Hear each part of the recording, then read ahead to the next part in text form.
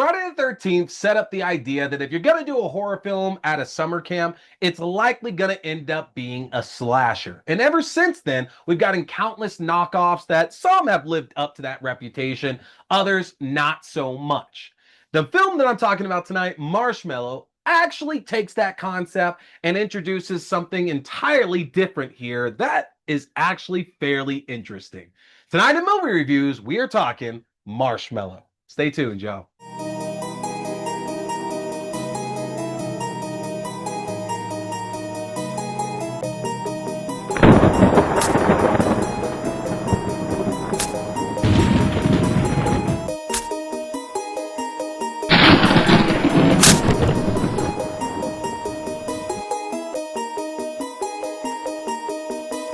Hey, what's going on, everybody? Welcome to the show. I appreciate you tuning in. Like I mentioned tonight in movie reviews, we are talking Marshmallow. But don't forget to hit that follow button, hit that subscribe button, no matter where you are watching or listening. We got a lot of great content coming up here on the show over the next few weeks, including reviews for The Toxic Avenger, Together, more of season 1 of Dexter Resurrection, and we are talking that crazy third act of the recent I Know What You Did Last Summer Legacy sequel. You do not want to miss any of that. Make sure to hit subscribe or follow no matter where you are watching or listening to this, folks.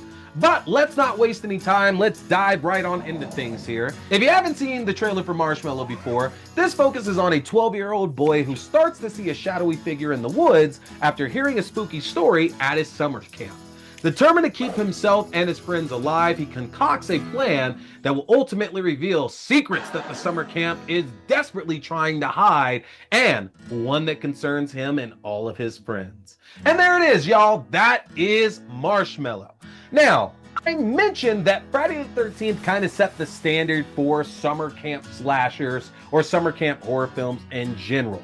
You know, whether it's Friday the 13th or Sleepaway Camp or even most recently Hell of a Summer. These films tend to take the idea that nothing's really scarier than being away from home, being surrounded by a bunch of other kids, and having a murderer on the loose that's coming for the counselors and potentially the kids as well. And I kind of have to agree. If you think about the whole idea of summer camp just in general, most of the time kids don't really want to go. You know, this is a big thing back in the 70s and the 80s and the 90s. The kids go away sometimes for a week, few weeks, maybe even a few months. They're away from home, making these new relationships, but it's still so scary because you have to step outside of your comfort zone. You have to talk to people that you're likely never going to see again. You have adults that you have never been around in your life that are taking care of you. It's a scary situation to be in.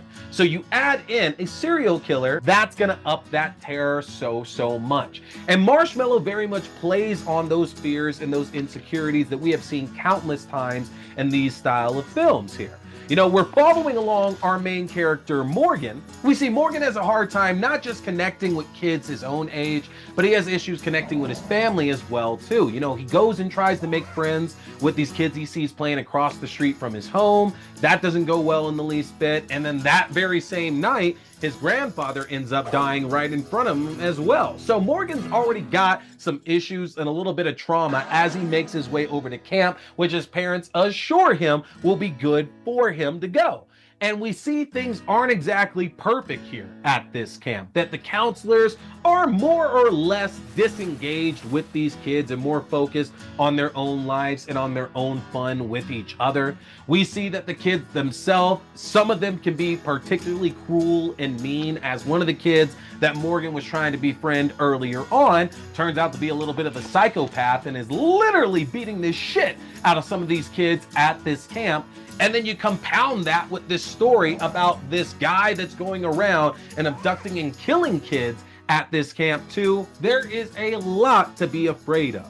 Now, Marshmallow works slow, and likely slower than a lot of us really want it to. This is one of the downsides I feel about the film. You know, it very much begins to create this world and lets you get to know the characters a lot more than a number of other summer camp slashers would. But I think the problem is that we don't really start to see like people getting abducted or people getting killed or hurt until we get to the third act of this film. And if we're comparing it to something like a Friday the 13th or a Sleepaway Camp or even Hell of a Summer, things get started way sooner than they do in this. Now, Could that be because we're focused on a younger age group of kids? I don't think so, because this film is not serving, like a number of others we got this year, kind of like your welcome to horror, your introduction to this genre. There's an idea, I'm sure, that with the age group of this kids, that's what it is. You know, it's a tired like statement to say, but it's like the Goonies, but like with horror in it. And that's not what this is at all. You know, the language is very coarse. There is a decent amount of blood in this film, and it's actually far more disturbing when you actually find out what's going on than you would have believed when you walked into the film in the first place. So it is interesting that they choose to kind of show some restraint, and there isn't really that much going on in the first act and a half or so of this movie. I'm not saying it's boring. It's not boring at all, and I appreciate the building that they do in letting us get to know and really spend a lot of times with these characters. And that also helps the viewer work out a few different theories about what's ultimately going on. Because of course, this is very much presented as a summer camp slasher, but in terms of who the actual killer or killers could be in this, the film starts to present a few different options of who that could be. It could be Morgan, it could be some of the other kids, it could be a counselor or a set group of the counselors, it could be some random weirdo living out in the woods near the summer camp coming for all of them. I appreciated that the film actually gave us some tangible evidence and some good theories that we start to believe that there's all these other things that are going on. And leading up to the zany third act, like y'all, you will not believe where this movie ultimately chooses to go. This was a terrific twist that I very much did not see coming. You know, I built up in my head who I thought the killer in this film was going to end up being, and I was dead wrong with that assumption. And the film did a good job of trying to lead me down that path and then pull the wool over my eyes when I find out what's actually happening. Now, the twist itself of this film, it's sad, it's heartbreaking, but it adds something, like I said, completely different from what we've seen in this style of film before. I think it does a good job of, when it is working as a slasher film, that element of it actually works very well and exciting. There's some fun chases in it, and the kids, when they're trying to escape and trying to protect themselves, they offer a lot of really great humor to this as well.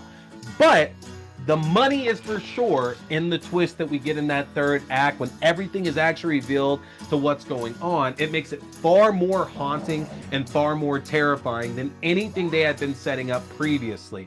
A lot of these random scenes that are peppered throughout the film to where we don't really understand what's going on, like what these dreams and nightmares are that we're getting to watch as the audience, they all end up making sense by the end of the film, and it gives some up context to everything that's been happening.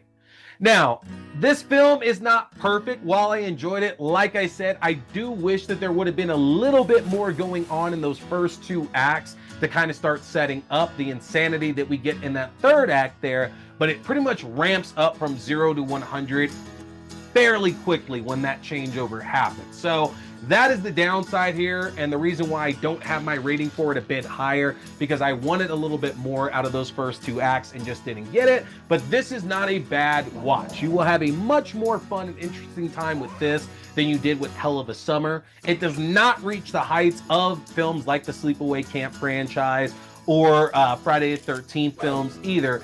But I also enjoyed it more than I did the prom night film, or not prom night, I'm sorry, the Fear Street film, the second one that was set at the summer camp. So again, highs and lows here with this one. Marshmallow ultimately gets a 3.5 out of 5. This is a really, really enjoyable addition to summer camp horror films.